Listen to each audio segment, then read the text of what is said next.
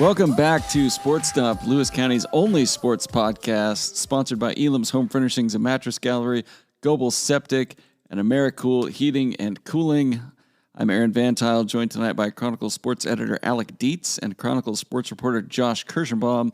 It is Sunday, February 19th, and we are bringing you a special Selection Sunday edition of Sports Dump.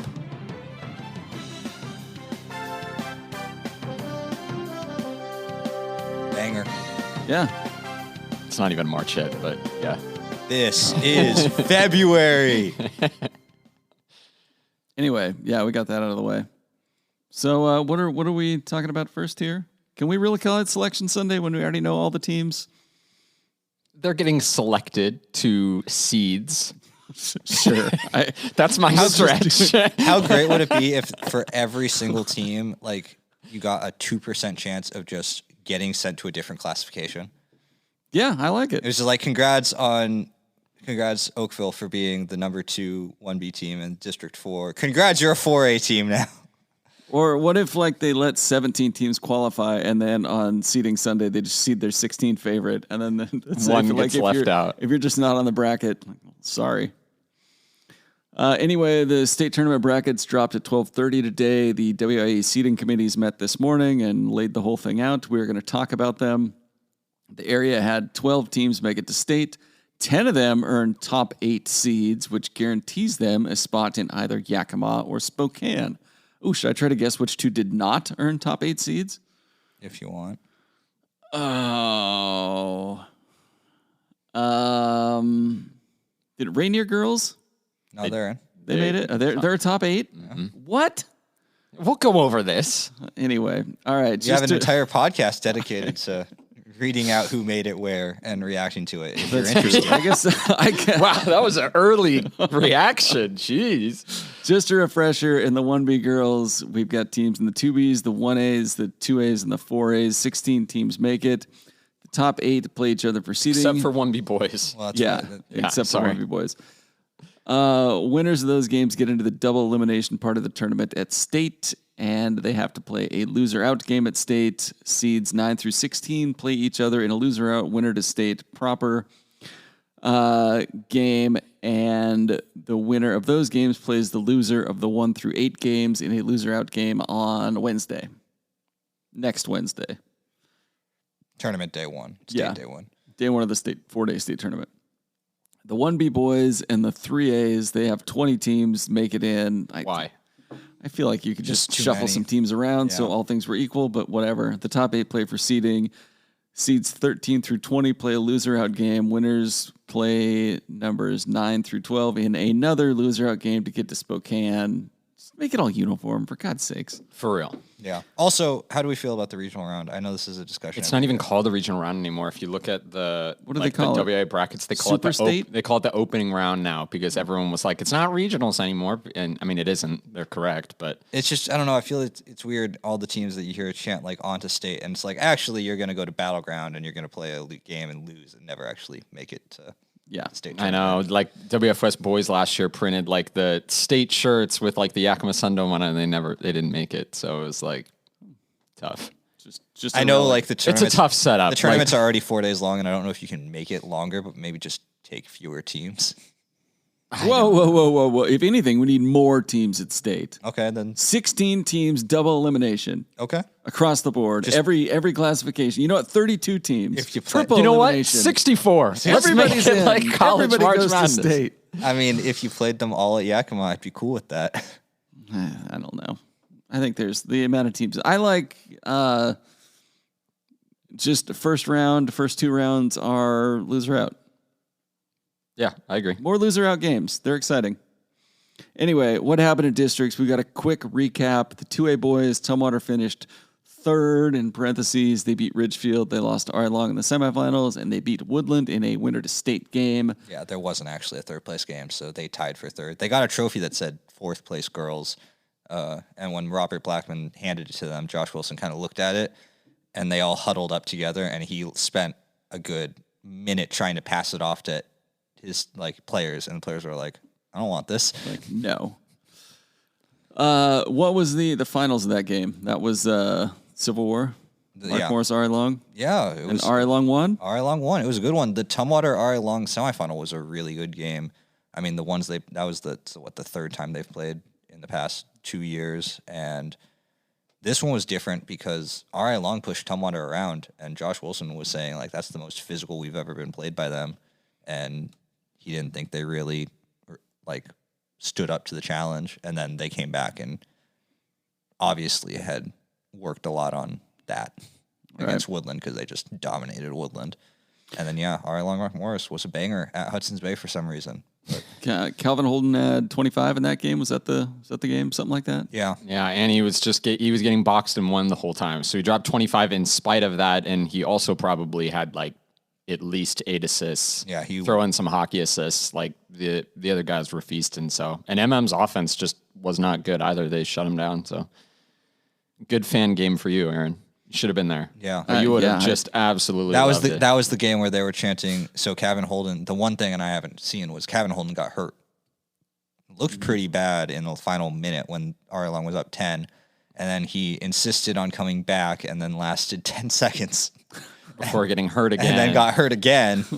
And that was the point where the Mark Morris student section was chanting "overrated" at him while they were. Which it's just what a wild move to be losing and heckling the team that's kicking your ass.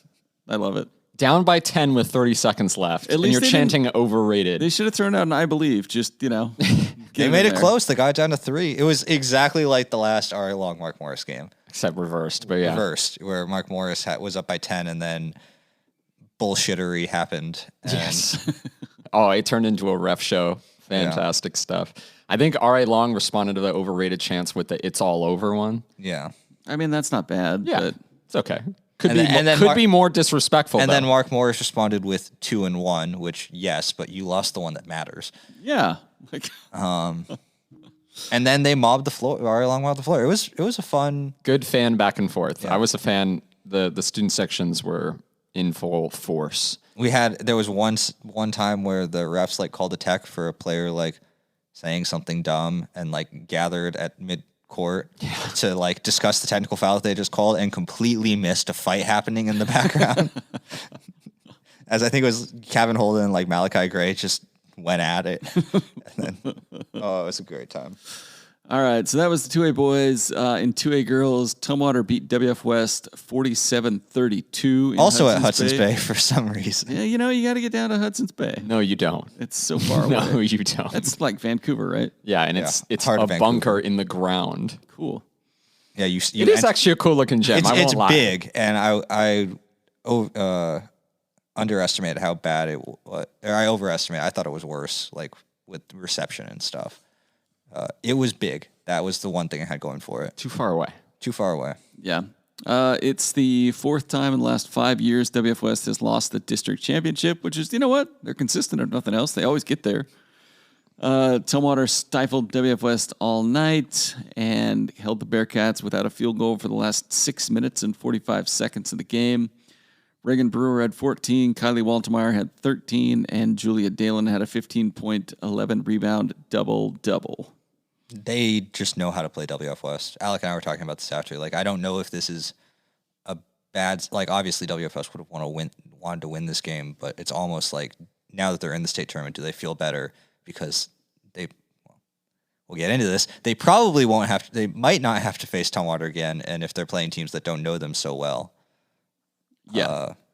But like Tumwater, they pressed, and even when the press wasn't landing and getting turnovers, it was just keeping WF West from getting 30 seconds to run its offense. They were getting up the floor in 10 seconds. Julia Dalen, it took WF West 5 minutes after the opening tip to get Julia Dalen the ball. Oh, She touched the ball for the first time at the 3 minute mark and promptly made a bucket. But like that was what they were dealing with. Yeah. All right. The 2B boys tournament indeed had another 30-point turnaround in it. They beat Wahkiakum in the district semifinals. Morton White Pass pulled away from Chief Lesha in the semifinals. Napavian worked all the way through the losers bracket to what? They finished third. Yep. They beat Wahkiakum in the third place game, which is like that's a pointless game. Yes. Well, if they lose, I'm not sure they're top 8. I'm being honest. Wahkiakum wasn't top 8. Sorry if that's a spoiler for you. Napavian got top 8, but and Wahkiakum makes didn't. sense. and Wahkiakum didn't. So I do actually think that was a big game for seeding in some ways, but in terms of like, both regional bids locked in, all that kind of stuff, obviously it wasn't that important. Rainier couldn't get past Raymond. Oh, I was at that game. And it all ended with Morton White Pass beating Adna 67-43 for the district title in Chehalis last night. Not quite as close of a district championship game as you'd like to see if you're just somebody watching from the outside. I watched it on the internet. Pretty exciting stuff. Wow, I think you I didn't turned go? it off at the last minute or two. I didn't. Come on. I was tired. So many people were there. You could have I know. chopped it up with Maz in the front row or gone over to talk to Ryan Robertson sitting courtside. I know. I could have seen all the people. The one thing about that game, I think it's the most who's who game of any sport in Lewis County all year. Yeah. Like the 2B championship game at Chehalis is always just everybody you know is there. That Oscars. entire tournament, Yeah. even when we were out at Rochester for the first round of the girls' tournament. Yeah. Like, Bamer was there, and I think Robertson was there. Everybody comes out. It's such a funny contrast between like that and say like the 1A district championship games. Like I covered the Tenino girls playing in that game last year, and it was like you could find a seat like courtside. Yeah. Or even like the 2A championship games, like when those used to be up at St. Martin's, like it would be crowded, but it wasn't nearly the same atmosphere as that game at Chehalis is. No. Nope. Anyway, yeah. You skipped thing. over the note where your favorite Tootle Lake went 2 and out. I know. I ate shit on that one, didn't I? A little bit Yeah. Oh, well. What are you going to do? tough. 2B girls. They still have baseball, right? Yeah. At least baseball's still coming. If you wanted a 2B title game that was interesting and close, The 2B girls, Napavine wins its final 2 games by a total of 2 points. They beat Adna in the finals last night on a last-second Morgan Hamilton bucket. I saw the video. Looked great. Yeah. Yeah, Chris Terabaki almost blocked it, jumping out of his seat, keeping stats, and then afterwards, and then running onto the court. early because the game wasn't over. But then he comes back with like 0.6 seconds, and he was like, "Who made that shot?" And I'm like, "Chris, you're keeping stats, buddy. Like you gotta know this." Anyway. that was a pretty funny watching the video. Like, is it Terabaki running on the court? Yeah. Adna finishes second, and Rainier won back-to-back blowouts after losing to Napavine in the semifinals to finish third. So 3 local teams there headed to state. Yeah. Okay. 1B boys, Oakville came off its 10-day bye and had a decisive win over Mossy-Rock in the semifinals. You're eating your words here too, man. But couldn't keep things going. I did. Did I pick Mossy-Rock over Oakville there? You just said Oakville wasn't very good, and that they were weren't overrated. very good. and stuff. I thought that they were overhyped.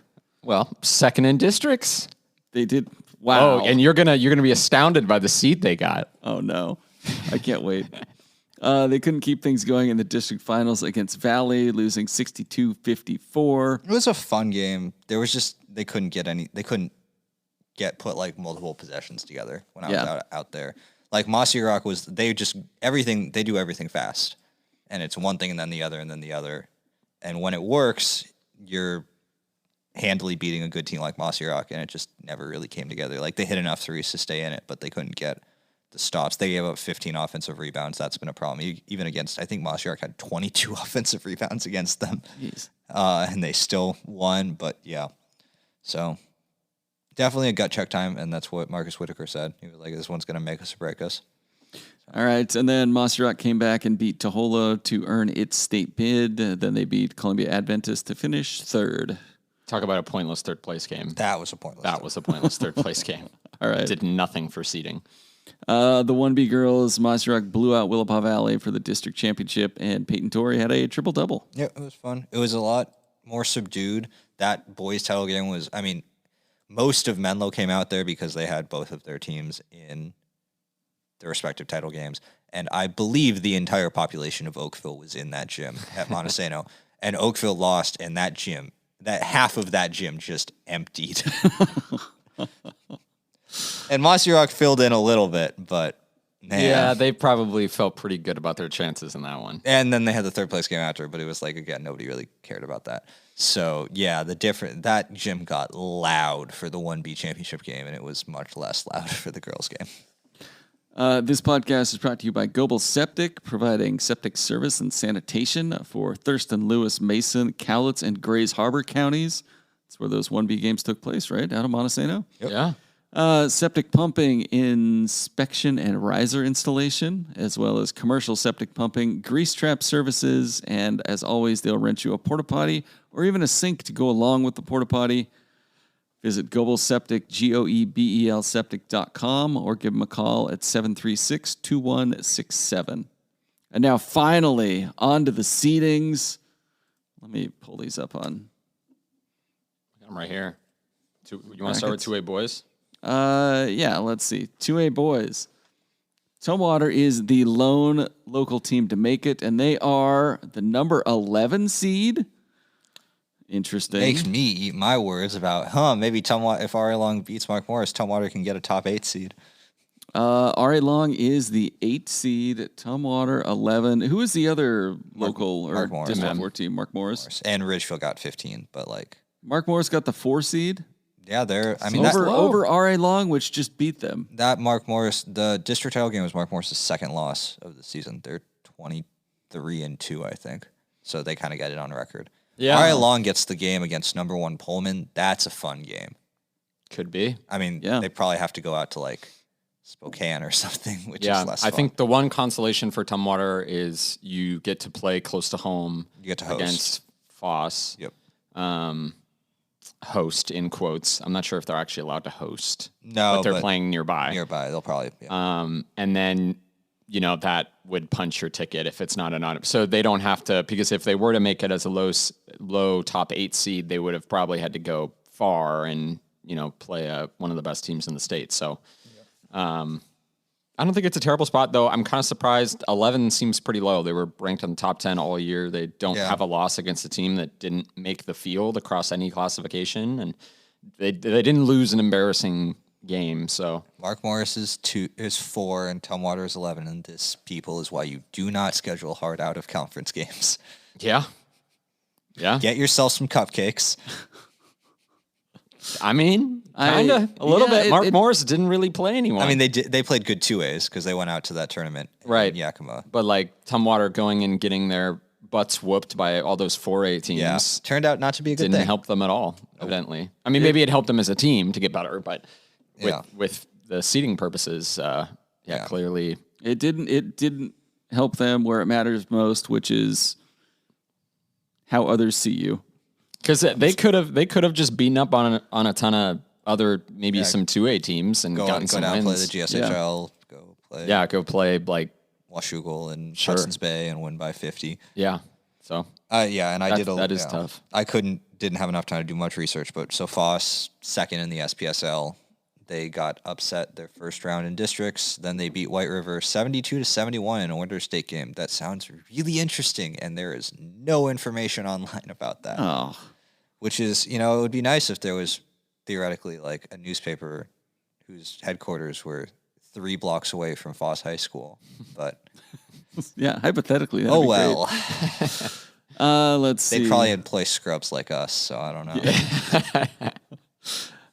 In the 2A girls bracket, Tumwater got the 5 seed, WFS got the 6 seed. That's what a win does for you. I think that's fine. Yeah, you know what? Tumwater won 2 of 3. Yeah. Won the district championship. Yeah, and talking to Nate Buchheit, that's sort of how much does the district know, because Tumwater lost, 4 games, and all of them were without Kylie Maltemeyer on the floor. Yeah. So, them with their star is definitely a different team. Yeah. I think there's a case to put them in the top 4 to host, given they're the district champ. But, they're in, they're in the top 8. They're going to Yakima no matter what. So I'm sure, and they're playing a Prosser team that plays second fiddle to Ellensburg in that league, but that's pretty dang good. And they placed at state last year. I think they got 4th or 3rd. So that'll be an interesting matchup in WF West. Burlington Edison's a good team up there, up north, so that'll be interesting. WF West already played 2 of those District 1 teams. They lost to Seaholm and they lost to Linden, so I think those teams both made the field, right? They did, yes. Seaholm is the 9 seed, Linden is the 2. So BE is the 3rd best team in that district, so and the other D4 teams that made it are Mark Morris at 15 and River at 13. So a little less respect for the GSHL. Well, Mark Morris got in. WF West blew their brakes off in the semifinals. 45-13. 45-13. It was ugly. And then Mark Morris came back and barely beat a Woodland team who's meh. So River actually held with Tumwater for a while. They just hit a ton of threes. Right. So if they can do that, maybe they go on a run. But I don't think either of those two teams are going to make a whole lot of noise. Probably not. All right, on to our meat and potatoes. The 2B boys bracket. Let me see it. No, you got to look at the fresh I piece of paper gotta see here. the whole. That's thing. the girls. I'm sorry. I don't want to see that one. Well, I do eventually, but not right now. Aaron hates the 2B girls. Yeah, Confirmed. Not a fan at all. Oh man. So Morton White. He looked at that first matchup and was like, "Oh gosh." Morton White Pass gets the 2 seed. They'll host Northwest Christian Colbert. Colbert. It's got to be Colbert. I wonder where that game will be. Probably WF West, I would imagine. Or Tumwater. Yeah, I'd imagine they probably Where want. is Colbert, honestly? Spokane. Is it? Yeah, Okay, so but I'd imagine they probably will. Morton White Pass will probably want to play that game at Chehalis. Yeah, I would imagine so too. Adna gets the 8 seed. They will play at number 1 Davenport. That's what a Magic district run will do for you. Yeah. They were looking like they might not even make the field at all. Yeah. Now number Look 8 at seed. them hosting. Where's Davenport? Where's that going to be? Spokane? Probably somewhere near Spokane. Yeah. Moses Lake is where they play their football games. Their neutral site football games. I don't know about that. I think that's just because there's not that many fields over there, so they have to drive. But there's definitely a lot of more gyms out there on the east side. So Napavine gets the 6 seed and will play at Lake Roosevelt. That'll be a Spokane game, right? it has to be. Yeah. Oh man, I we kind get of Brandon Hansen is going to be back in business, baby. pulling Brandon off the bench for that one. And Chihuahua's finest. if I'm Napavine, I don't like traveling for that, but I don't hate that matchup probably. I think they'll be fine. I think that's great for if you're Adna, you're thrilled because you are guaranteed to make it. You get a look. You have absolutely no pressure to win that first game. Nope. Yeah. You play the number 1. You get a look at the number 1 team, and obviously maybe a D1 basketball player in Tennessee Rainwater. They have to be thrilled that they got put in that 8 spot. I think Napavine's got to be happy that they're in the top 8. They also, they had those 2 early season losses to Brewster and Davenport that maybe could have been held against them. Obviously, it doesn't look like it actually was. And I mean, they're seated lower than Brewster and Davenport, but they are, sure. That's fair. And then, lose to Adna in the quarterfinals, and that also wasn't held not much against them that Adna leapt them, right? Even though Napavine clearly had a better resume going in, and they won 4 straight to take 3rd. So, and obviously, Morton White Pass, they were going to be a top 4 seed. I don't think there was any doubt about that. So, the Northwest Christian Colbert, they knocked out last year in the round of 12. So that's a little bit of a rematch there. That'll be kind of interesting. All right. We're going to take a break, and we will be right back with a guest. All right. We're joined now by Napavine girls basketball coach Shane Schutz. Schutz, how you doing? Yeah, I'm feeling pretty good today.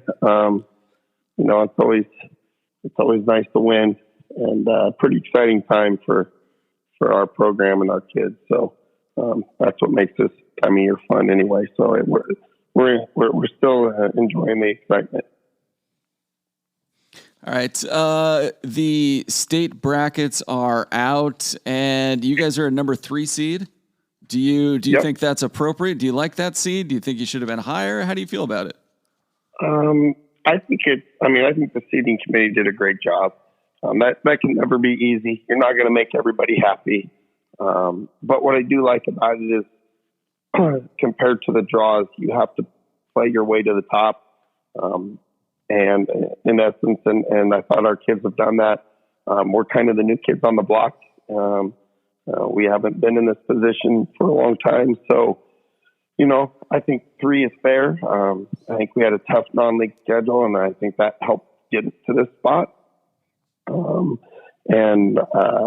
I think, looking at the bracket for the most part, I thought the committee did a really good job in terms of where people were seated. So, I'm happy to be in like I told our kids, we're just happy to be in the dance. So we're excited. Where were you at this afternoon? Were you just like on the website, like refreshing over and over again, waiting for it to drop, or? No, not really. When you've done this long enough, you tend to be a little more patient. And it was nice just having a day off finally, and relaxing and enjoying time with your family. And then about 12:30 started warming up the computer, and then we're just waiting to see who we're going to play and where we're going to be located. And we don't know the location yet, but we can probably assume it's probably going to be at WF West. And so we're excited to continue this momentum and keep playing. I mean, anytime you can keep playing this time of year, you're just excited about that opportunity. And you've got LaConner in the first round. What do you know about them? Well, they've been there before. I know that. We haven't. I know that, when teams that have been there before, they have kids that know what it takes to be successful. And so we know that all of our games, we said that last night, there's no easy game anymore. And so we know we have our hands full with LaConner. Traditionally, they've been a really great girls basketball program. So we know that, we're going to face a talented group of kids. They're well coached. Even though they have a new coach, you can see in the stuff that they've done and the stuff that they run that they know what they're doing and they've done it before. And so they've got they're kind of similar in a lot of ways to Adna. I'm watching them on film. So we know we got our hands full, but we're excited about being able to do it close to home. And we're also excited that no matter what happens, we have a chance to go and play in Spokane. And for our kids who've never had an experience like this other than in volleyball, which has helped us get to this point as well, it's kind of a cool feeling right now.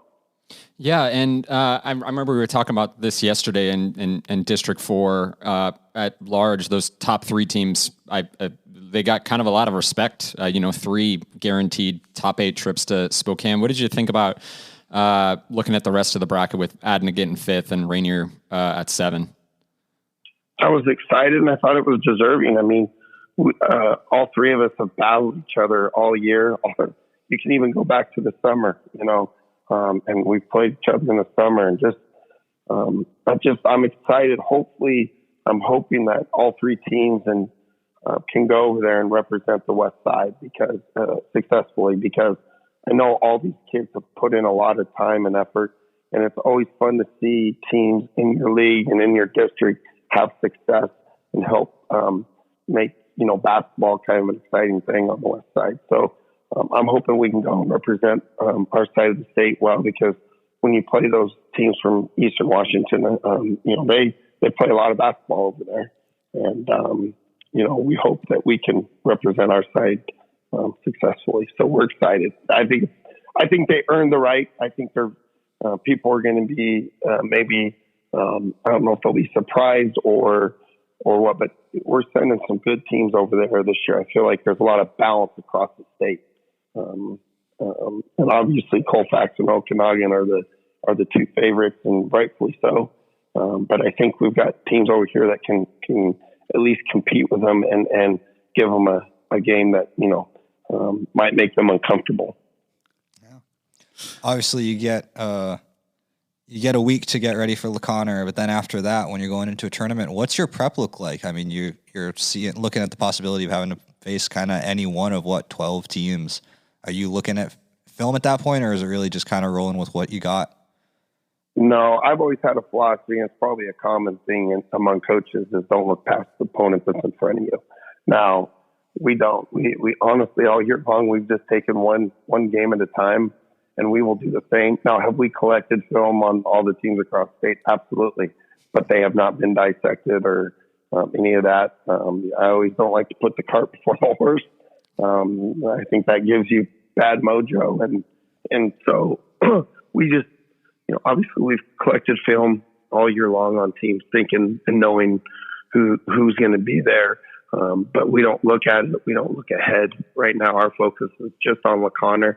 and try to go 1-0. And so I think that's what's been kind of fun with this group. They don't know that the inexperience of my kids, they just know now because we've trained it that way. Having Coach Fay, having that experience in football, right? We're constantly sending those messages. Don't look past the opponent that's in front of you. And, that message, I think our kids have followed and have done a good job because they keep asking about, why do you keep people ask us about this bracket? I don't even understand it because you've only told us we only take one game at a time. That's all you need to tell them. So we've trained them well in that regard. And so, and we did that with a purpose. So, okay. Yeah. I saw the highlight from last night's game, the last second shot, Morgan Hamilton hit kind of a floater in the key. Was that what you guys drew up, or did she have to improvise a little bit on that? Aaron didn't read my story, but no, you can tell I'm not. I haven't edited Alex's story yet. I laughed because, of course, I'm out of timeout. And in the last one, I told the kids, I said, hey, you know what? We're out of timeouts. We've had to redirect you a couple times. Now you're just going to have to figure it out, and you're going to have to do it collectively. And I said, so it's just time to roll. And and I laughed because at the end of that play, it was, we tried to run an out of bounds play. Kid caught it. I think it was Cal. She got nervous, tried to drive, saw Hamilton. And the one thing I do know is every kid on our team trusts her. I mean, they want her taking that shot. And part of that's youth, and part of that is her experience, but also part of her, she wants to win. She's such a competitor. And I knew when she got it in her hands, that's the kid we wanted to have the ball in their hands that late in the game. And there was no doubt she was going to get to the rim or get to at least inside the key to pull up her jumper. And when she got through that gap, and it was a small gap, and I was so proud of her because she used her left hand, which was really cool to cross over and go to it and be comfortable enough going to it. She pulled up and hit that. And what a special moment for a kid. But that's that kid, man. She's a gamer. And that's why I thought, she was deserving of co-MVP. And same with the Adna kid. I mean, the Adna kid that played before, she's the one who, put him up one with that time remaining. So I thought both the kids responded to their co-MVP. I thought they responded really well and played great last night. Yeah, what I didn't ask you this last night just because I had 1,000 things going on in my head too, but what was kind of going through your head after, clearly there was some time left on the clock, right? So everyone's kind of celebrating, fans are storming. What was just going through your head? Because it looked like you guys were kind of excited and then you're like, wait, no, get off the floor and all that kind of stuff. I swear I thought I heard a buzzer. I mean, we all heard the buzzer. Right. And so to me, that's the end of the game. And so, yeah, everybody's storming the floor, and I was storming too, and I was jumping and celebrating, and the officials did a good job at least of letting us know and saying, hey, there's more time. So Josh and I had to get the people off the floor. Well, we had to get people from dogpiling each other, get them out, and kids hugging each other to, hey, we still have time left on the floor. And it was crazy. And so the cool part, I guess, is we got to do it twice, but, I was glad the officials, I mean, I know a lot of people may have thought, oh, they deserved a T, but at the end of the day, like the buzzer went off like that right. at the end of the game. So I was glad that crew, chose not to do that and did it the right way, because when kids hear buzzer, that's it, and so we were just making sure they didn't come on the court anymore so we could get that playoff. And I was just hoping she wasn't going to make it, Right. Or more importantly, I was afraid we were going to foul. And Josh and I kept telling him, just let him catch it. Don't even be around him. And Morgan so I was like, oh, Morgan, don't even be around him because I don't want you to accidentally, and through a habit, try to check her shot or do something that would have put her to the line. So, yeah, we were pretty pumped, man. We're still in shock probably and slowly starting to realize what happened. But for these kids all year long, all I can tell you guys is it's been a cool ride because everything's new for us. Yeah. And every experience, Josh and I were laughing the other day, it was like when the first time we beat Adna, and you know, it pretty much solidified our league championship. But you had 2 other games to play, and we come back to play with Kaikum, and I mean, we're playing terrible, you know. And I told Josh, I was like, I want to tell them, act like you've been there before, but they haven't. They've never been there before. Right. So we had to learn to play with. Now, how do you handle success? You know, and the last part was last night, cutting down the net. The girls were going, how do we do that? Like, do we cut the bottom or the the top? That's what took so long. They didn't know how to cut down the net. So I told Johnson, I was like, well, that's something we didn't practice. Right. We haven't seen it and we've never practiced it. So, and it was so cool to see that innocent, like, what do we do? What do we do next? You know? So that was fun. That's on you for not letting them look ahead. They could have prepared for that moment. Yeah. Again, I don't want that bad mojo. So I'm glad we talked about it while it was happening. So, yeah. That's how you handle it. But it's been cool. It's rejuvenated me, as a coach, so fun time. Speaking of that, when was the last time you coached in Spokane? Because you guys had a run over there in, I want to say like 08, 09, 2010, where you guys were in or near the finals for a couple years in a row there back in your previous stint with Napfine. Yeah, so in 2008, 2009, I believe we played for the state championship. And then I coached one more year in 2010, I think. And then I went to the college after that. And so it's been since 2010 that I've been back coaching in Spokane. And so I'm excited because, it's a great place for kids to play, a great venue. Yeah. But yeah, it's been that long. And I had to look at when was the last time we won a district championship for our girls. And it was in 2012 or 11.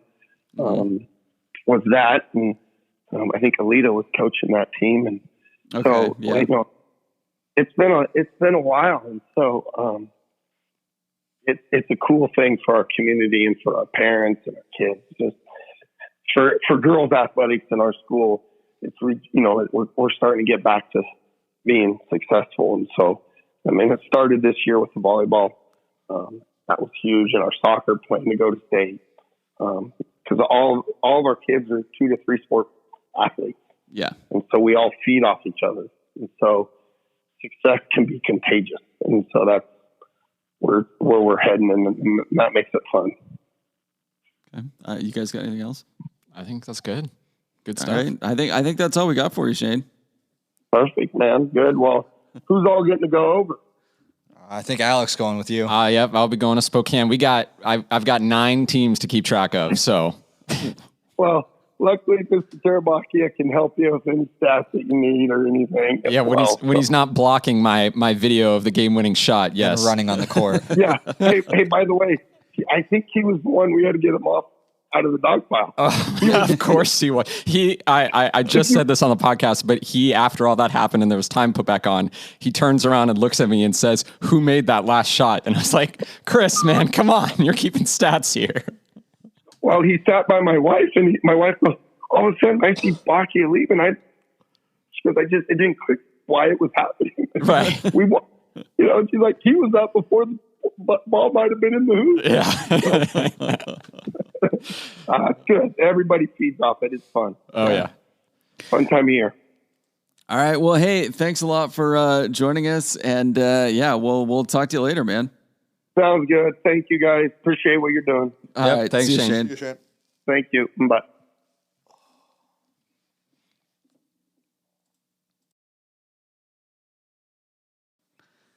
All right, we're back. Thanks to Shane Schutz for joining us. And now Josh is, you got some questions about furniture, I believe.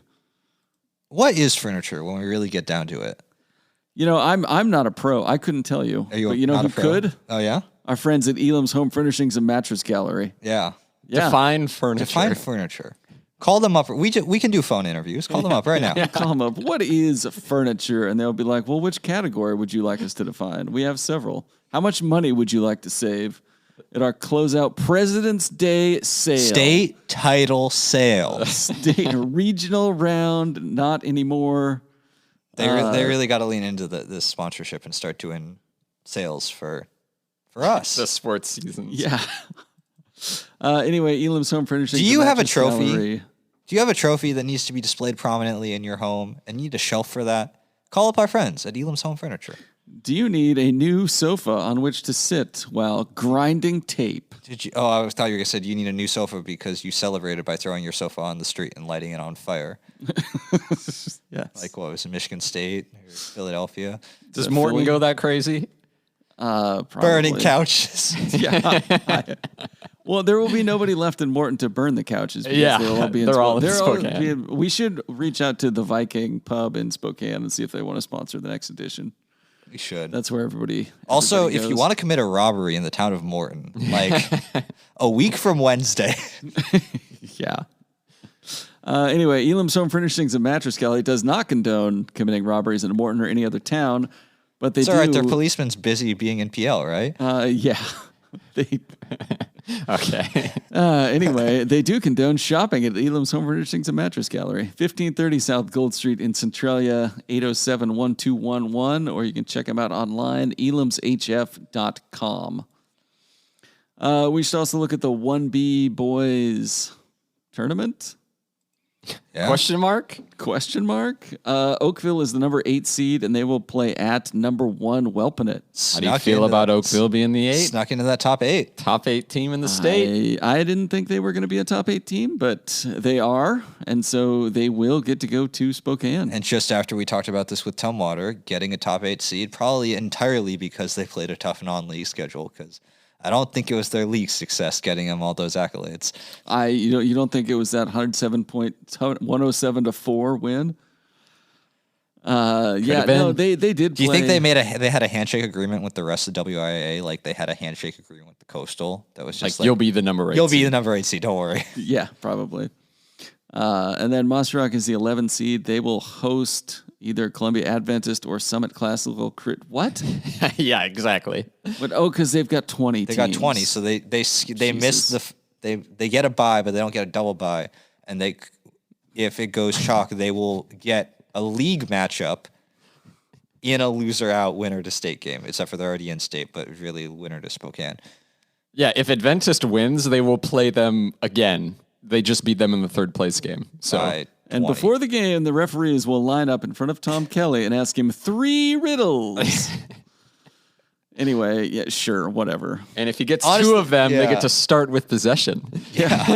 honestly, yeah, just like don't do a double bye. Just like at this point, it's just like one round, but one team starts with a 10-0 lead. Like screw it, why And not? you played a 20. Yeah, Yeah.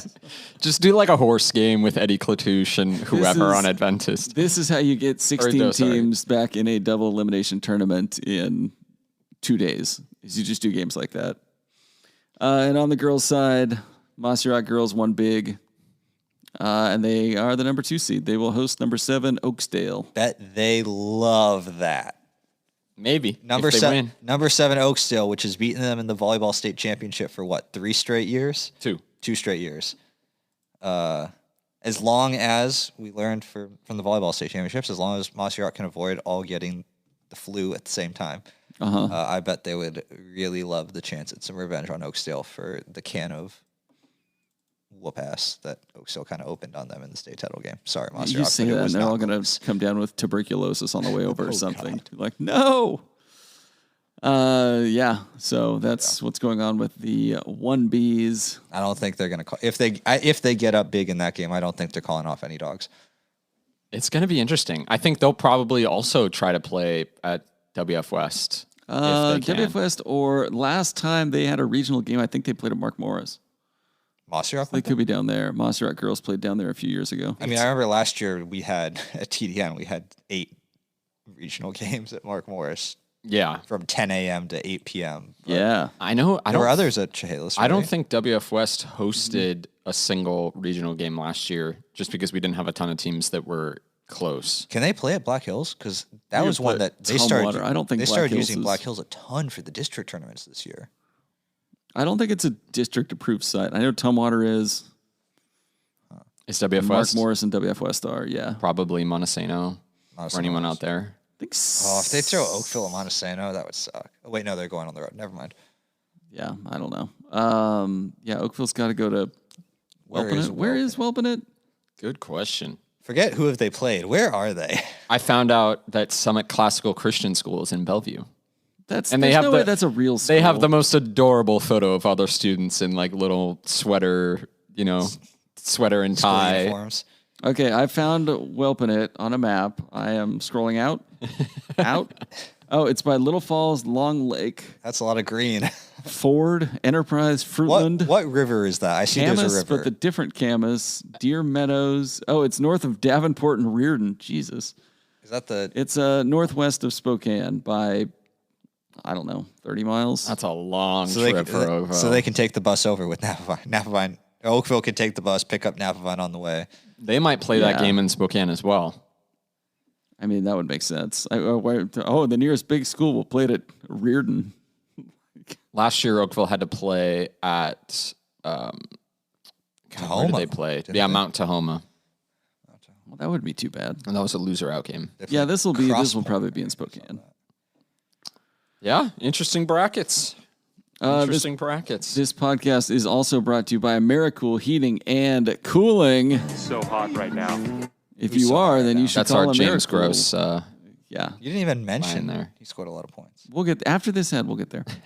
AmeriCool Heating and Cooling. Call them 24/7 at 360-273-3300. If you are either too hot or too cold, your comfort is their business. They offer full HVAC installation services and repair with a 100% satisfaction guarantee with everything they do. They should get a big job at the Sun Dome. Make sure that place stays warm or cold.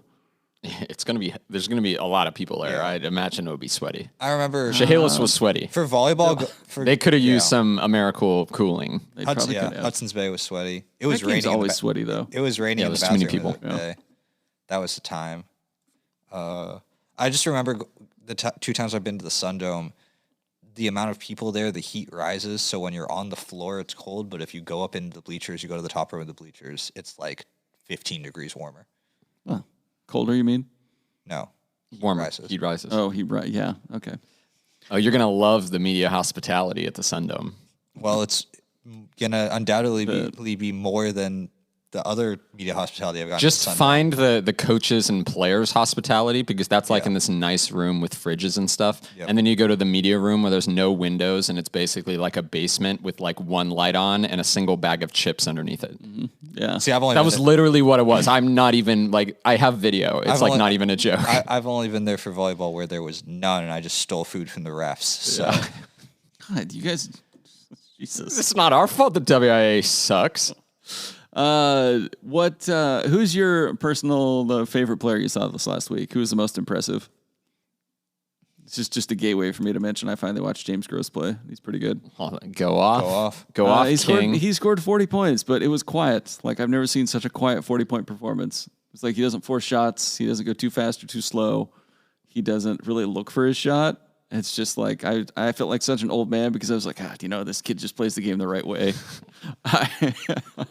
I've never felt more like a dad than appreciating James Gross scoring 40 points quietly in a loser out district game. He's really good. If you're doing dad energy, old man selfless energy, I watched Peyton Torrey yesterday, who midway through the fourth quarter of Mossy Rock's 40-point district title win over Valley, had a assists rebounds double-double. Because she had 10 rebounds and 10 assists, and the only reason she didn't have a triple-double was because she's averaging, 25 points per game, and she only had 8 because she couldn't shoot. The basket was just completely closed. Mm-hmm. And then she got a triple-double because she scored 10 points in 3 minutes to end the game. It's pretty good. So, yeah, she finished with a 18-point, 13 rebound, 10 assists, triple-double, and also had 8 steals. So she came close to a quadruple. How much did they win that district title by, like 40 points? 41 points. It's not bad. Valley went 10 minutes without a bucket at one point. All right. Well, Here's some the 2B D4 trivia for you. 5-game single tournament record. If you see my tweet, it's obviously, you'll know. But who has the scoring record over 5 games? over 5. How old is it? Decently old. I don't remember the year. Over 5 games.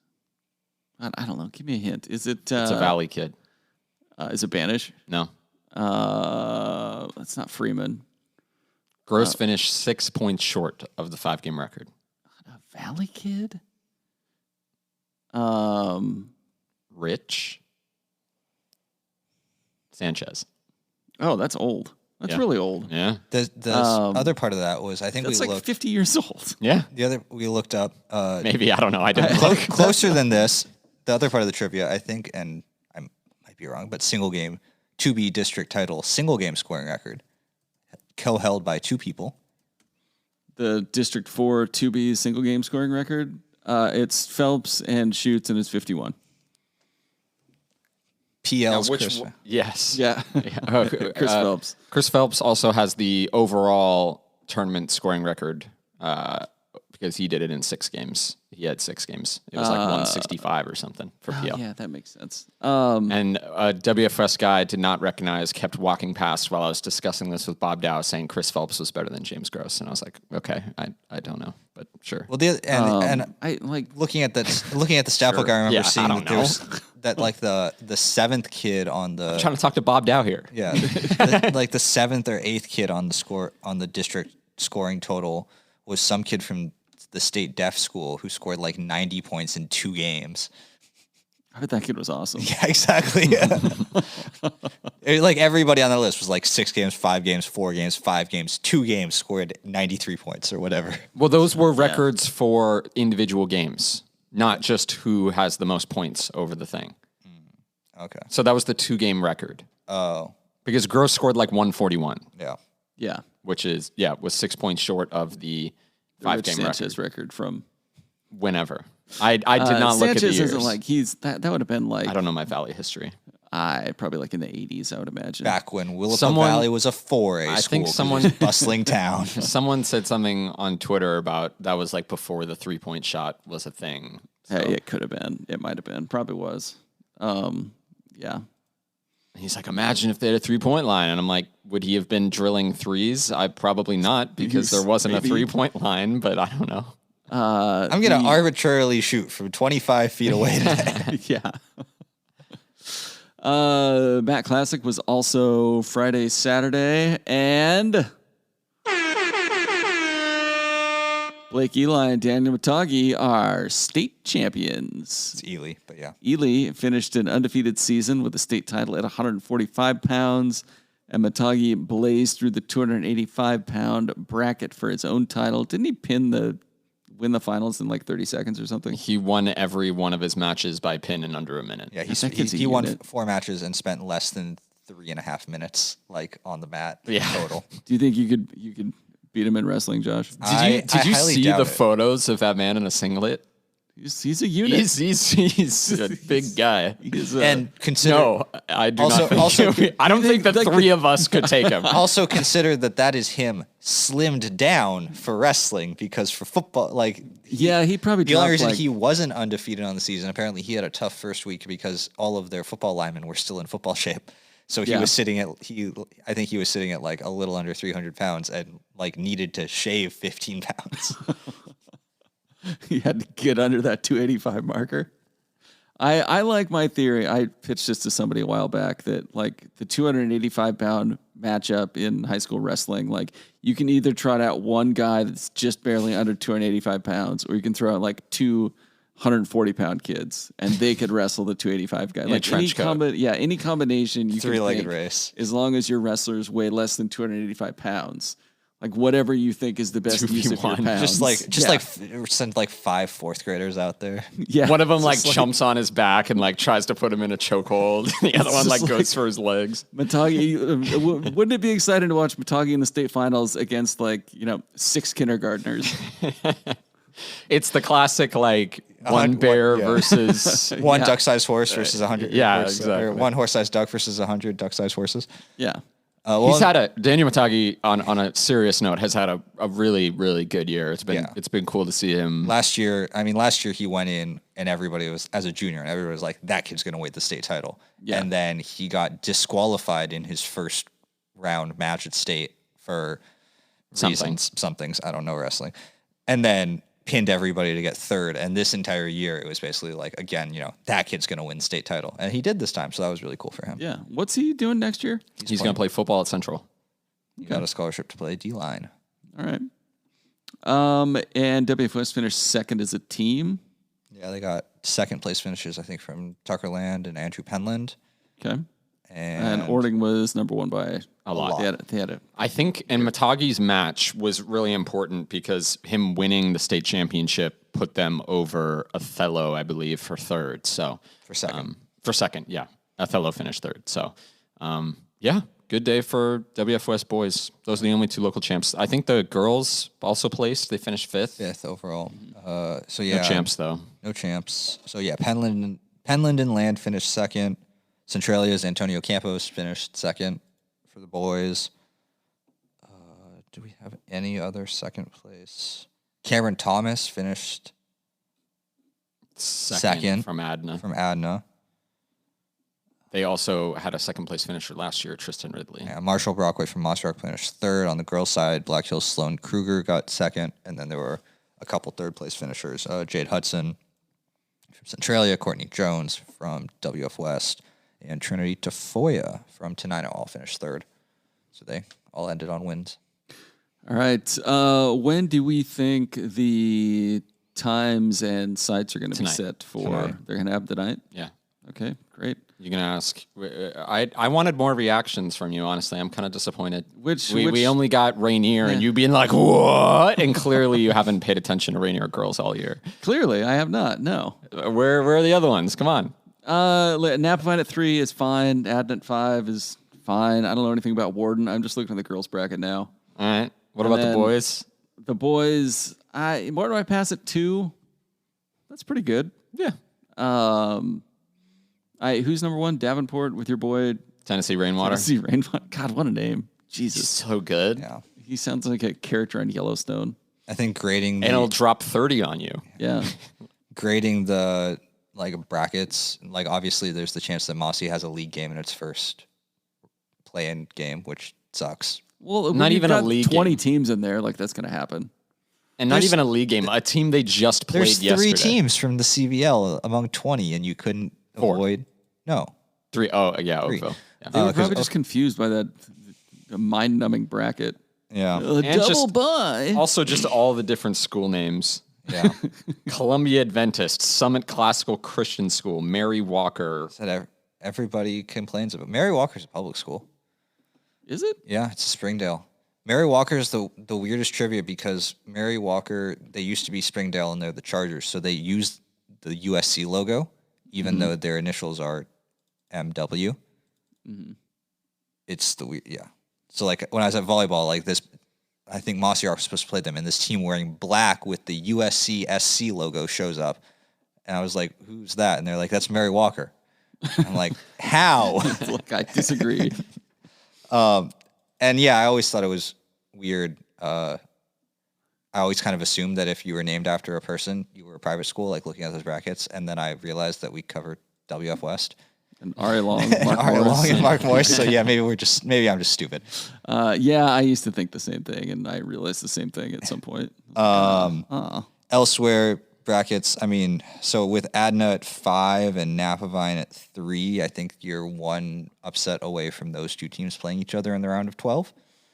Yeah, that'd be fun. And same thing goes in the 2A girls with Tumwater and WF West. You're one upset away from those 2 teams playing in the round of 12.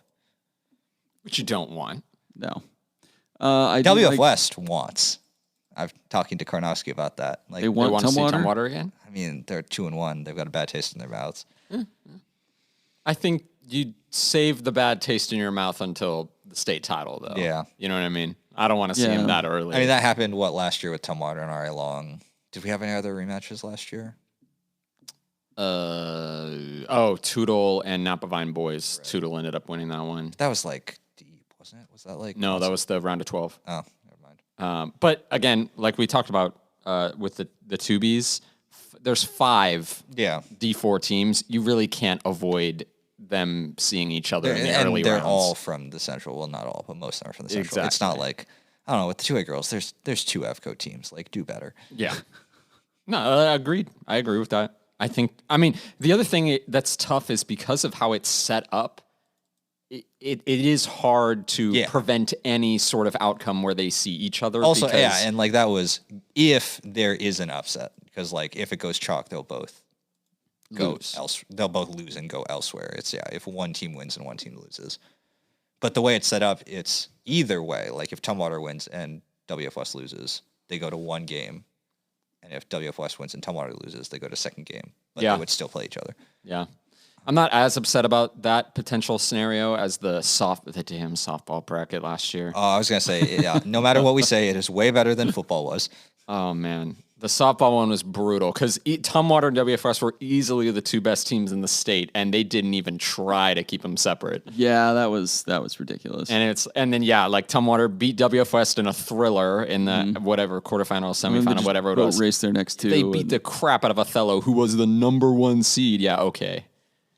Yeah, and then WFS finished third by they scraped past 10 runs or something. They scraped past Rochester, but then they beat Linden by 10. Oh yeah, which again they had to play Rochester in. You know, it's like Rochester. Yeah, they should have been a third place team. They were good too. They could have been.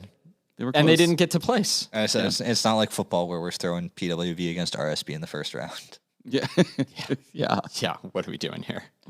Yeah. So anyway, in those regards, I'll give the basketball committees a solid B-.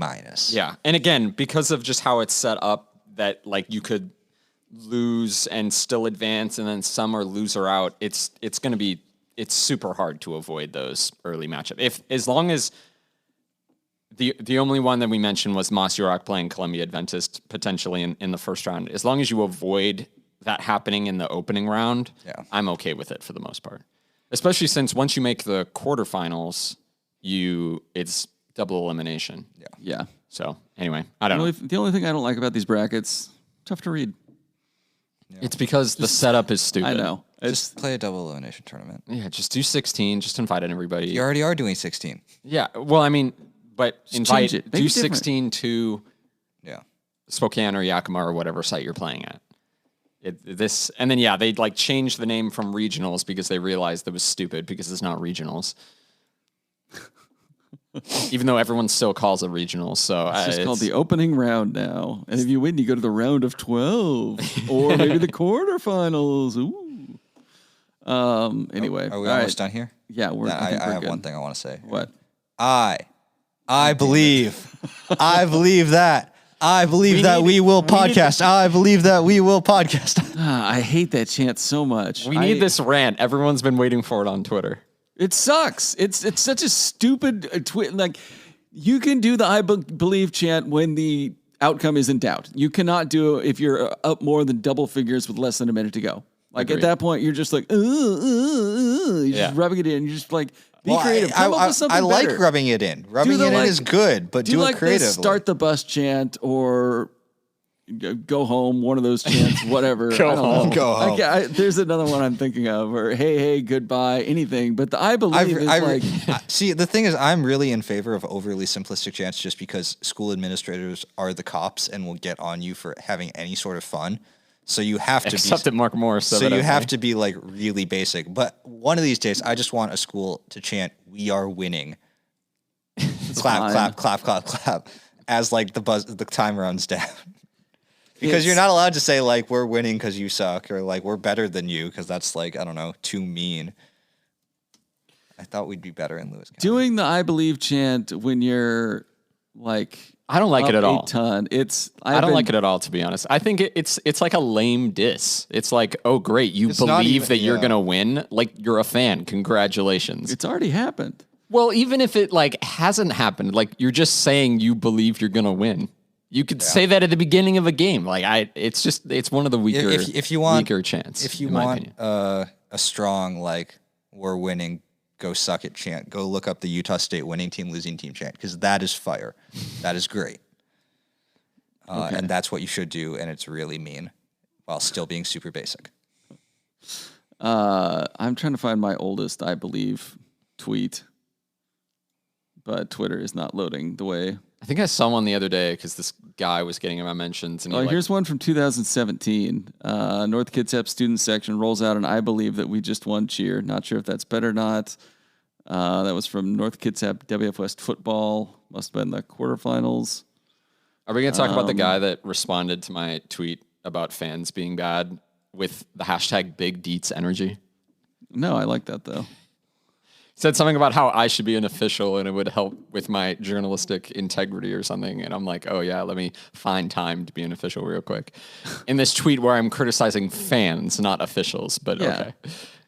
Let's see. More people got to tweet Big Deets Energy at me. Big Deets. I've never seen that before. I believe. God, these are going all the way back to like 2012. Also, fans, read a rule book on 3 in the key. I beg you. I beg you. Just because Josh Salguero grabs 5 rebounds in a row and misses all his shots and makes the last one, that's not 3 in the key. Please. He can't just grab a rebound, put up a shot, and be like, oh crap, I've been in here for 3 seconds, leave, and then come back. That would be like really impressive if you threw it up really high, so it like clanked off the back iron and went soared right back in the air, so we could throw it up, run out of the key, come back, grab the rebound. Come on, guys. Like, he's beating you. I know you want like to exploit the rules so that he can't beat you, but he's just better than you. Are you still looking for I believe? Here's one from 2015.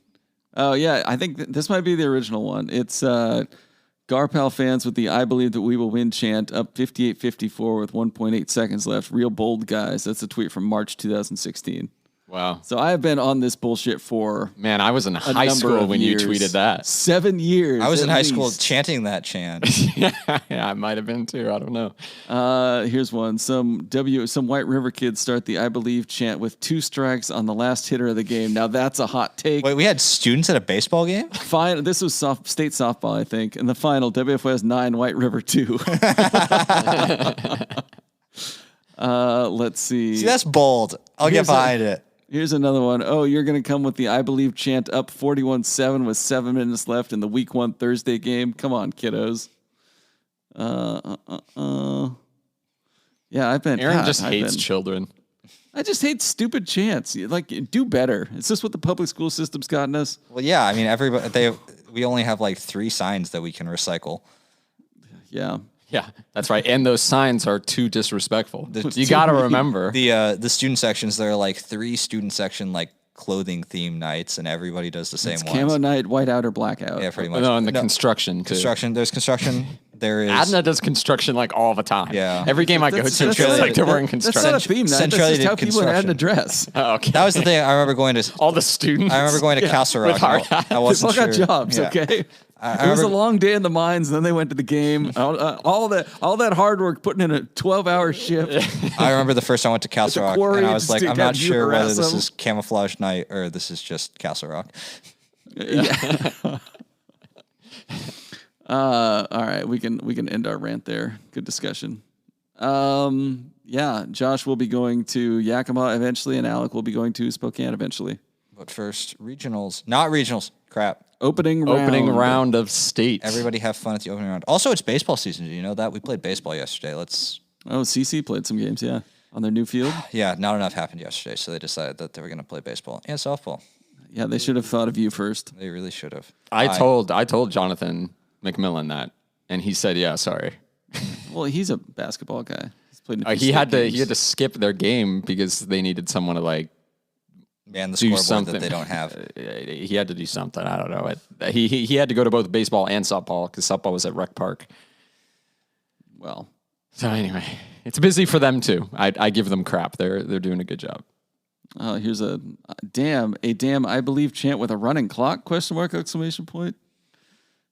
I will make sure to keep everybody updated on the I Believe chants in my games. Here's somebody replying to me, former assistant baseball coach Justin Livingston. They chant that at soccer games, right? You would think they would chant, I believe that we will end in a 0-0 tie and I'll die of boredom. Pretty good. We're going to end it there. Talk to you guys next week.